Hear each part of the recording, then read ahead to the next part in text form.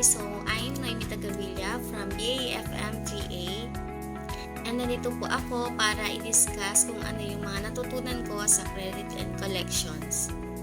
At ang napili ko pong topic is yung disadvantage ng credit card. So ano-ano nga ba yung mga disadvantages ng credit card? Una na po dito ay ang high interest rate. Kapag po na-miss natin itong bayaran or ang binayaran lang po natin ay yung minimum, maaari pong tumaas ang interest nito. Kaya naman guys, huwag po nating hayaan na ma-miss ang pagbabayad dito para maiwasan natin ang high interest ng isang credit card.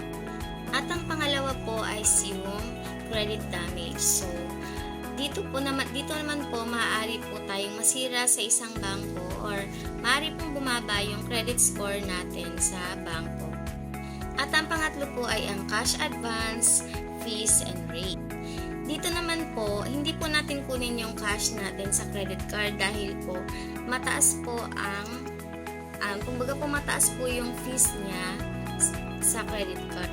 And then yung sumunod po dito is yung annual fee. So, pwede naman po tayong kumuha ng credit card na free po yung annual fee niya para wala po tayong annual. Ang panlima po dito is yung credit card surcharges.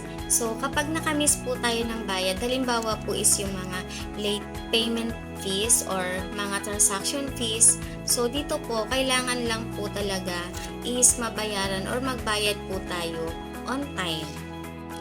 At yung dinagdag ko po dito is yung sumunod po ay yung you can overspend. So, sa pagkakaroon po kasi ng credit card, possible po or may tendency po na overspend po tayo. So, kailangan lang po talaga nating magkaroon tayo ng self-control sa paggamit nito. And so, bago po magkaroon nito, kailangan aralin po muna natin at alamin po muna natin kung paano po ba ang tama talagang paggamit ng credit card.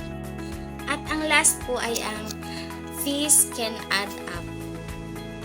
So, dito po, pwede po kasi ditong magpatong-patong yung interest niya kapag once po na hindi po natin siya nabayaran. So, guys, kapag kukuha po kayo ng credit card, pakaisipan niyo po munang mabuti at gamitin lamang po ito sa tamang paraan para hindi po tayo mahirapan sa pagbabayad nito sa darating na panahon. So guys, yun lamang po at maraming salamat. Thank you!